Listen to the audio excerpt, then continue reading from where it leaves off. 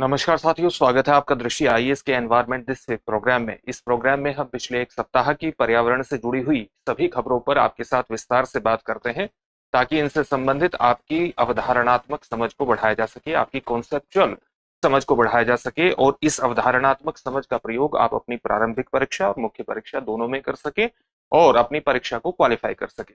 हर सप्ताह हम कुछ महत्वपूर्ण खबरों को इसमें शामिल करते हैं। तो चलिए सबसे पहले देख लेते हैं कि आज के प्रोग्राम में किन महत्वपूर्ण पर्यावरणीय खबरों पर हम विस्तार से बात करेंगे। तीन महत्वपूर्ण खबरें हैं जिन पर आज हम विस्तार से बात करने जा रहे हैं। एक प्रकृति का नायाब अजूबा माना जाता है, विशेष तौर से अफ्रीका में एक घटना है जो कि जानवरों के बहुत बड़े प्रवास को परिलक्षित करती है। अभी तक यूपीएससी ने, जहां तक मेरी जानकारी है, इस पर कोई प्रश्न नहीं पूछा है, लेकिन बहुत अधिक संभावना है कि आने वाले प्रश्न पत्रों में, प्रारंभिक परीक्षा में, या हो सकता है कि कहीं ना कहीं मुख्य परीक्षा में भी इससे संबंधित प्रश्न आ सकता है। क्यों आ सकता है? क्योंकि पृथ्वी पर जानवरों का सबसे बड़ा प्रवास, स्तनधारियों का, आपको कहना चाहिए कि स्तनधारियों का सबसे बड़ा प्रवास अफ्रीका के तंजानिया से केन्या की तरफ घटित होता है। और हम इस पूरे क्रम को देखेंगे कि कहां पर घटित होता है। इसका ये जो माइग्रेशन है जानवरों का बहुत बड़े स्तर पर, करीबन 2 मिलियन या 20 लाख से अधिक जानवर, जिसमें थॉमसन गजेल्स, जेब्रा, विल्डेबीस्ट शामिल हैं, वो तंजानिया के नेशनल सेरेंगेटी नेशनल पार्क से लेकर के केन्या के मसाई मारा तक जाते हैं। और पूरे साल का एक क्रम रहता है इनके माइग्रेशन का, और प्रकृति का बहुत बड़ा नजारा हमें देखने को मिलता है। बहुत बड़े स्तर पर ये पर्यटन को भी आकर्षित करता है। तो इस खबर को जानना आपके लिए महत्वपूर्ण है। यूपीएससी ने शायद अभी तक प्रश्न नहीं पूछा है, लेकिन सेरेंगेटी से मसाई मारा तक होने वाला जानवरों का इतना बड़ा स्तर का प्रवास कभी भी आपकी परीक्षा में पूछा जा सकता है। दूसरी खबर होगी रोडोडेंड्रोन वट्टी। ये अपने आप में एक पौधा है, या आप इसको पेड़ भी मान सकते हैं, रोडोडेंड्रोन। इसको रोडोडेंड्रोन और रोडोडेंड्रन दोनों नाम से संबोधित किया जाता है। और यहाँ पर कई बार आपको ध्यान में रखना है कि इसको वट्टी के नाम से या वोटी के नाम से संबोधित किया जाता है। इसकी स्पेलिंग इस प्रकार से होगी। तो इसके बारे में जानने की कोशिश करेंगे। ये एक स्थानिक पौधा है। कहाँ का स्थानिक पौधा है? मणिपुर, नागालैंड का स्थानिक पौधा माना जाता है। तो रोडोडेंड्रोन वट्टी के बारे में विशेष तौर से चर्चा करना खास रहेगा यहाँ पर। और रोडोडेंड्रोन जो पौधा होता है उसकी एक खास किस्म है ये, जो कि भारत के उत्तर पूर्व के दो महत्वपूर्ण राज्यों नागालैंड और मणिपुर में स्थानिक है, यानी वहां की क्या है, एंडेमिक है, केवल वहीं पर पाई जाती है। साथ ही हम जलवायु सहायता और तंजानिया की खबर पर भी विशेष तौर से चर्चा करेंगे। हाल ही में यूएस ने अपनी यूएस एड, जो कि एजेंसी फॉर इंटरनेशनल डेवलपमेंट है, उसकी फंडिंग को बंद कर दिया है राष्ट्रपति डोनाल्ड ट्रंप के एक आदेश के माध्यम से। इसमें हम एक केस स्टडी लेंगे कि किस प्रकार से ये जो फंडिंग रोकी गई है तंजानिया के किसानों के लिए बहुत खतरनाक साबित हो रही है। तो किस प्रकार से प्रभाव डाल रही है, और जलवायु सहायता से संबंधित ये फंडिंग थी और तंजानिया के किसानों को किस प्रकार से प्रभावित कर रही है, ये केस स्टडी के रूप में देखेंगे। और इस खबर का इस्तेमाल न केवल आप अपने पर्यावरण संबंधी खंडों को तैयार करने के लिए कर सकते हैं, बल्कि आपका एथिक्स का जो पेपर है उसको तैयार करने के लिए भी कर सकते हैं। ये एक बहुत ही बेहतरीन केस स्टडी है, जो कि जलवायु परिवर्तन, उससे जुड़ी हुई सहायता और अनुकूलन जैसे सभी प्रक्रियाओं को बेहतर तरीके से समझने के लिए हमें सक्षम बनाएगी। तो इन सभी खबरों पर विस्तार से बात होगी। सबसे पहली खबर जो हमारी होगी वो होगी सेरेंगेटी, यानी प्रकृति का चमत्कार।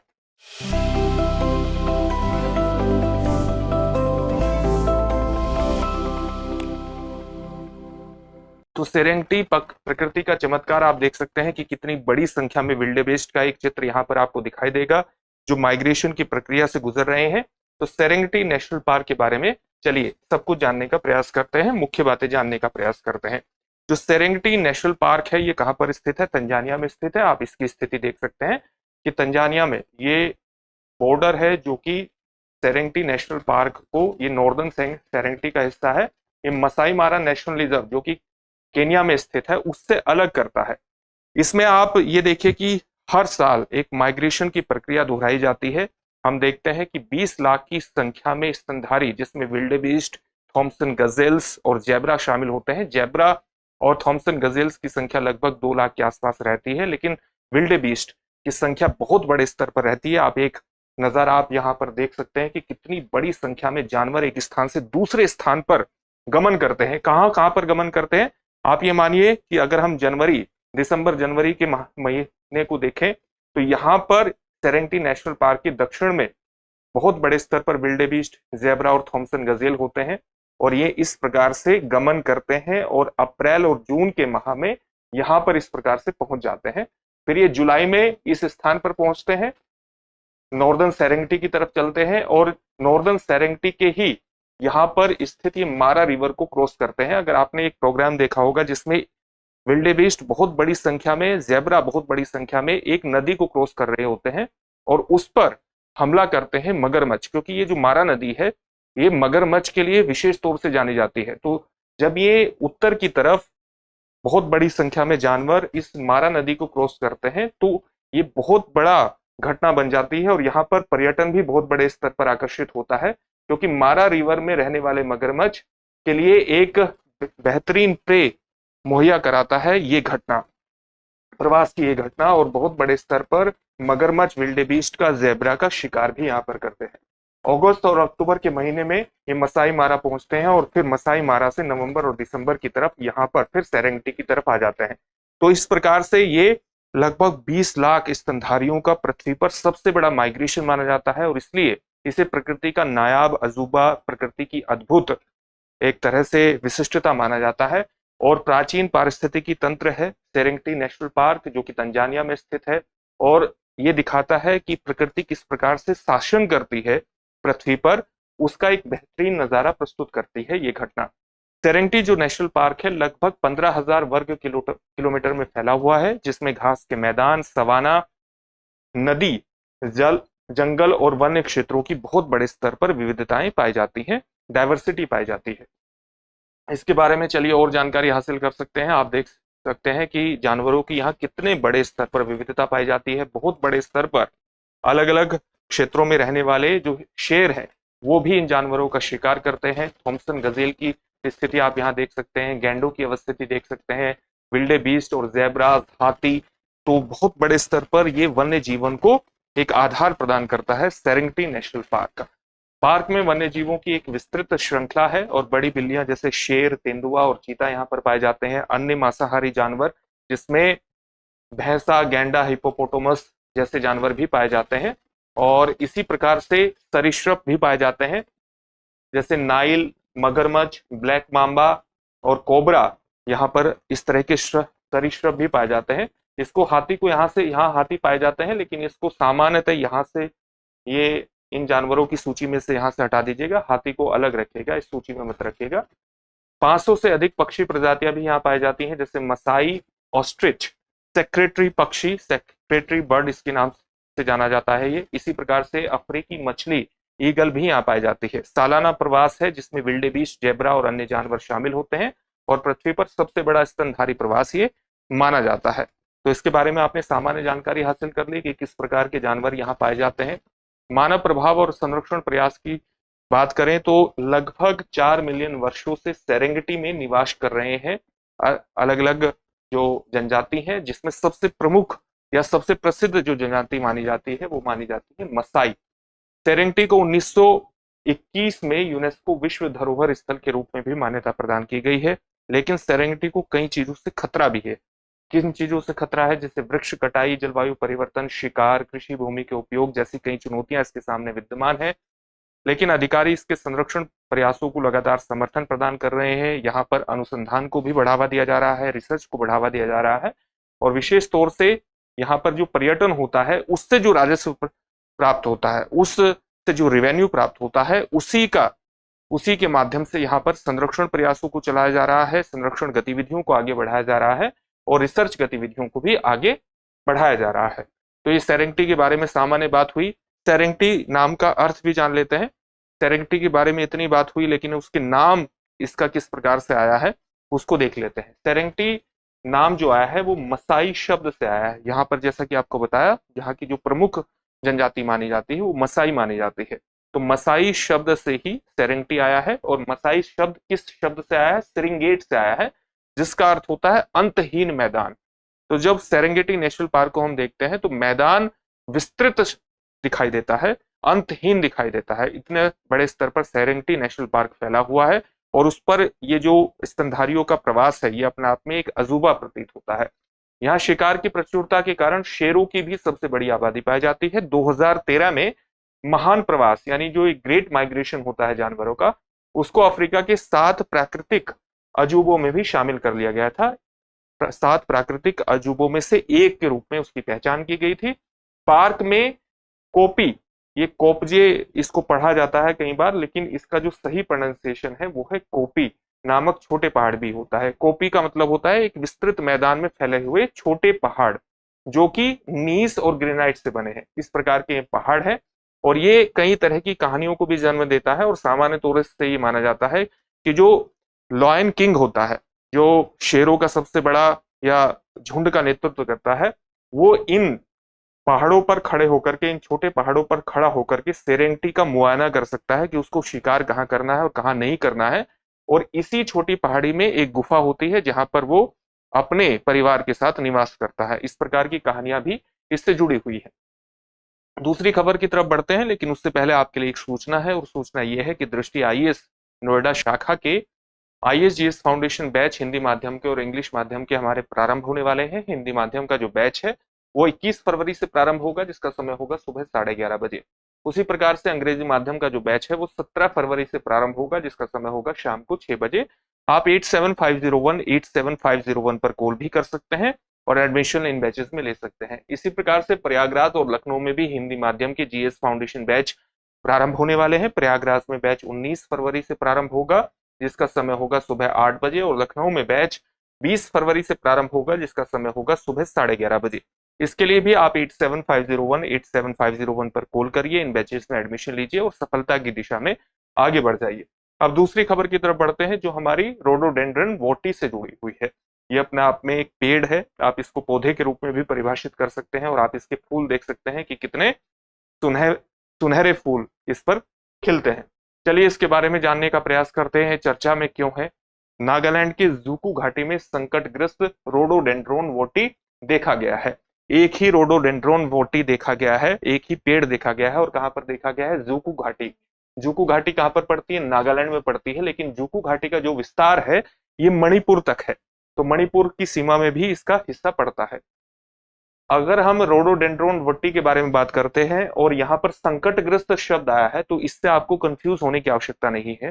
रोडोडेंड्रोन जिस क्षेत्र में पाया जाता है उस क्षेत्र को संकटग्रस्त जरूर माना जाता है, लेकिन जो रोडोडेंड्रोन वोटी है, ये जो प्रजाति है रोडोडेंड्रोन की, ये IUCN red list, international union for the conservation of nature की रेड लिस्ट में इसको किस श्रेणी में रखा गया है? इसको सुभेद्य श्रेणी में रखा गया है। विशेष तौर से याद रखिएगा, सुभेद्य यानी वल्नरेबल श्रेणी में इसको रखा गया है। तो ये प्रश्न पूछा जा सकता है, याद रखिएगा। रोडोडेंड्रोन वोटी को, जो रोडोडेंड्रोन की एक विशिष्ट प्रजाति है, उसको वल्नरेबल श्रेणी में रखा गया है। तो एक अध्ययन हाल ही में प्रकाशित हुआ है। अध्ययन कहाँ प्रकाशित हुआ है? जर्नल ऑफ थ्रेटन टेक्सा में ये प्रकाशित हुआ है, और जिसमें बताया गया है कि नागालैंड की जूकू घाटी में संकटग्रस्त रोडोडेंड्रोन वोटी प्रजाति पाई गई है, उसका एक वृक्ष पाया गया है और उस पर प्रकाश डाला गया है। ये जो पेड़ है ये 2600 मीटर की ऊंचाई पर स्थित है। एक पेड़ देखा गया है। जूकू घाटी के विशिष्ट क्षेत्र में रोडोडेंड्रोन वोटी एकमात्र ज्ञात पेड़ है। इस प्रजाति का दूसरा पेड़ 2012-13 के क्षेत्रीय सर्वेक्षण में स्थानीय लोगों द्वारा ईंधन के लिए काट दिया गया था। तो ये दो महत्वपूर्ण तथ्य हैं, इनको याद करिएगा। और ये जूकू घाटी हम देख रहे हैं जो कि नागालैंड में पड़ती है, और यहीं पर एक वृक्ष रोडोडेंड्रोन वोटी प्रजाति का हमें देखने में आया है। रोडोडेंड्रोन वोटी जो है वो नागालैंड और मणिपुर का स्थानिक पौधा है, यानी वहां का एंडेमिक है, केवल वहीं पर पाया जाता है। ये भी एक महत्वपूर्ण तथ्य है और याद रखिएगा। पहली बार सर जॉर्ज वोट ने 1882-85 के सर्वेक्षण के दौरान इस पौधे के फूलों को इकट्ठा किया था, और इन्हीं के नाम पर आप देख सकते हैं इस प्रजाति का नाम रखा गया है वोटी के नाम से। कई बार इसको वट्टी भी कहा जाता है। इस पौधे के बीज अंकुरण दर बहुत कम है। इस पौधे के द्वारा जो बीज गिराए जाते हैं उसकी अंकुरण दर बहुत ज्यादा कम है, यानी प्राकृतिक पुनर्जीवन में इसकी कमी देखी गई है। हालांकि बहुत सारे बीज ये उत्पन्न करता है, लेकिन अगर इसके रीजनरेशन में कमी है इस बीज के, तो कहीं ना कहीं इस पौधे का विकास नहीं हो पाता, ये बड़ा होने से पहले ही नष्ट हो जाता है। जैसा कि हमने चर्चा की कि IUCN के रेड लिस्ट में इसको सुभेद्य श्रेणी में रखा गया है, वल्नरेबल श्रेणी में रखा गया है। और कारण इसका यही है कि इसके बीज अंकुरण में कमी देखी गई है। मानवीय गतिविधियों और वन्य जीव आग के कारण भी इसको नुकसान होता है। इसके खतरों पर विस्तार से बात कर लेते हैं। इसके सामने खतरे यही है कि प्राकृतिक पुनर्जीवन यानी नेचुरल रीजनरेशन बहुत कम है, जबकि मुख्य रूप से फायर टेल्ड सनबर्ड और बम्बल बीज द्वारा परागित किया जाता है। यानी दो महत्वपूर्ण आप ये देख सकते हैं कि जो बीज मतलब मधुमक्खियां, एक खास प्रकार की मधुमक्खी है जिसको बम्बल के नाम से जाना जाता है, और उसी प्रकार से फायर टेल्स जो सनबर्ड है उसके द्वारा इसके बीजों को परागित किया जाता है।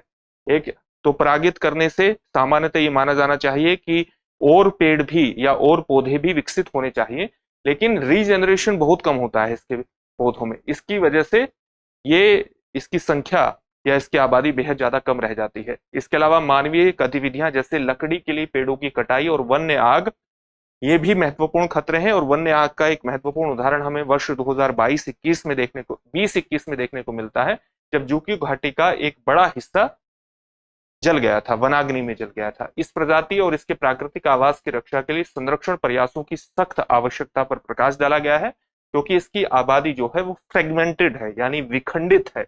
विखंडित होने के कारण ही इसके प्राकृतिक आवास के संरक्षण पर विशेष जोर दिया गया है। चलिए अब तीसरी खबर पर बात करते हैं जो यूएस एड प्रोग्राम से जुड़ा हुआ है। यूएस एड का मतलब क्या है? यूएस यानी United states agency for international trade.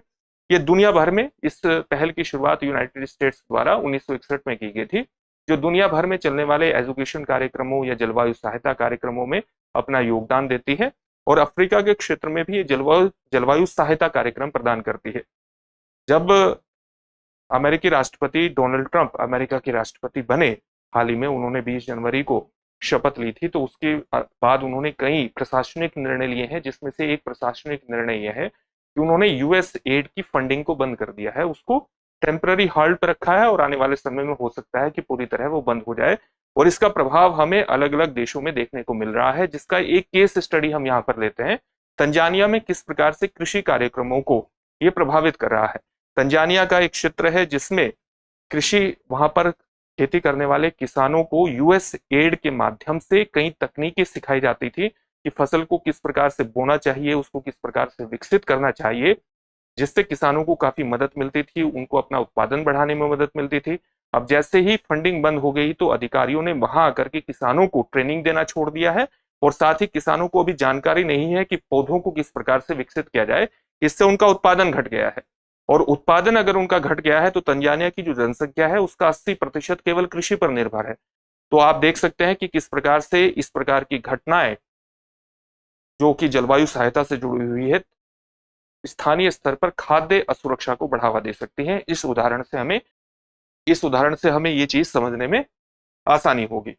तो यूएस फंडिंग में कटौती का किसानों और कृषि कार्यक्रमों पर प्रभाव देखते हैं। यूएस एड द्वारा यानी United nation agency for international trade द्वारा वित्त पोषित यानी फंडेड जलवायु स्मार्ट कृषि पहले कौन कौन सी थी तंजानिया में?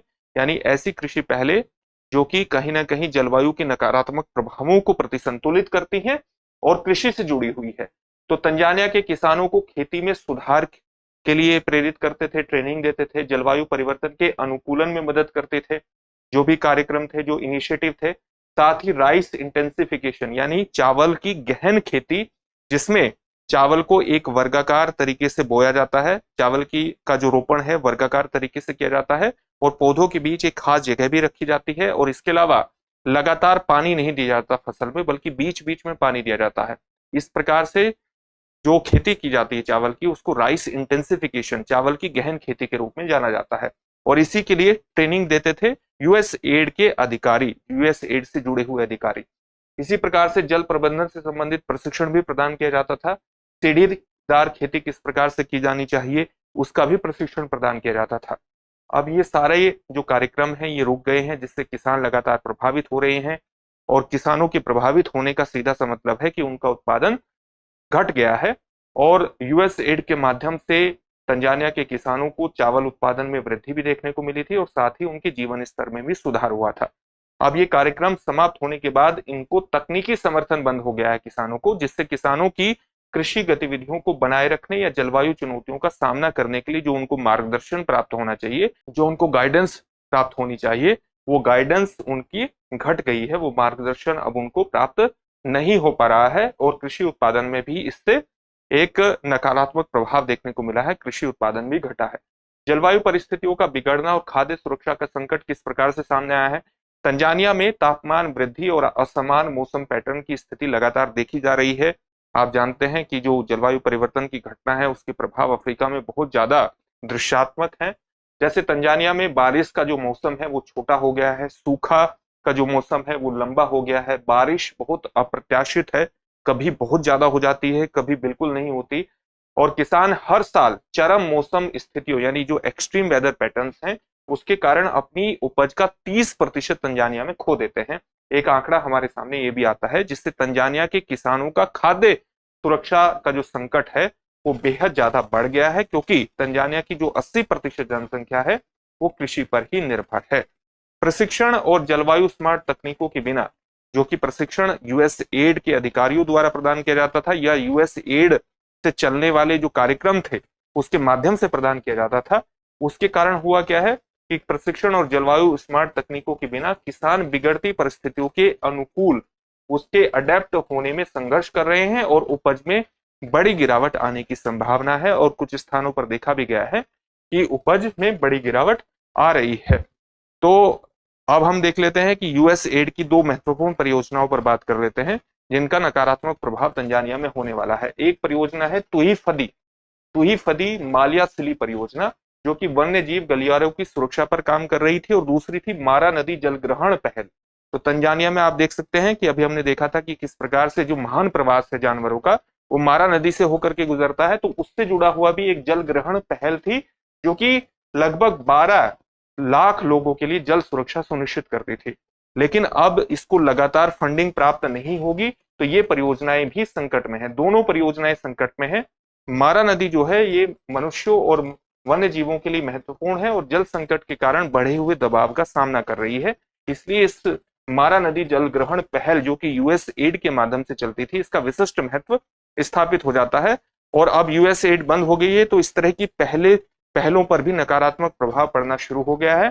तंजानिया की जो सरकार है वो नए फंडिंग स्रोत खोज रही है, लेकिन एक्सपर्ट्स का ये मानना है कि वो भले ही नए फंडिंग स्रोत खोज ले, चाहे वो यूरोपीय संघ, विश्व बैंक और निजी निवेशकों से मदद मांगने का प्रयास कर ले, जो कि मदद मांग भी रही है, लेकिन ये यूएस एड के द्वारा जो खाली जगह छोड़ी गई है उसकी पूर्ति करने में सक्षम नहीं हो पाएंगे।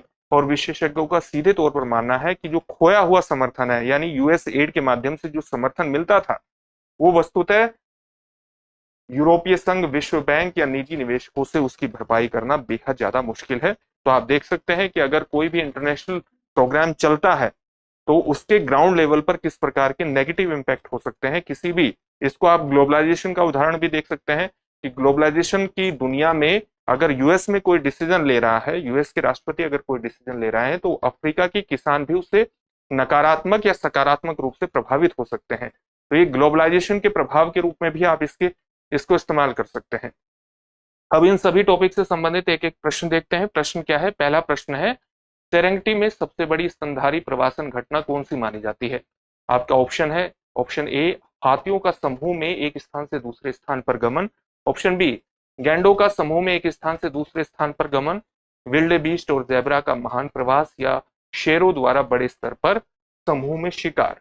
दूसरा प्रश्न है, रोडोडेंड्रन वोटी को IUCN रेड लिस्ट में किस श्रेणी में रखा गया है? आपके ऑप्शन है कम चिंतनीय यानी लीस्ट कंसर्न, संकटग्रस्त यानी एंडेंजर्ड, गंभीर रूप से संकटग्रस्त यानी क्रिटिकली एंडेंजर्ड, सुभेद्य यानी वल्नरेबल। अगला प्रश्न है, तंजानिया में कृषि आधारित संकट का एक प्रमुख कारण क्या है? आपके ऑप्शन है कृषि में नवीन तकनीक का अधिक प्रयोग, ऑप्शन बी है अधिक बारिश, ऑप्शन सी है कृषि में अत्यधिक निवेश, ऑप्शन डी है जलवायु परिवर्तन और अत्यधिक मौसम संकट। इन सभी प्रश्नों के उत्तर आपको कमेंट बॉक्स में कमेंट करके जरूर देने हैं। फिर से एक नए सेशन में आपसे मुलाकात होगी। धन्यवाद। डियर व्यूअर्स, अपने एग्जाम की तैयारी को और बेहतर करने के लिए हमारे चैनल को लाइक, शेयर और सब्सक्राइब करना न भूलें।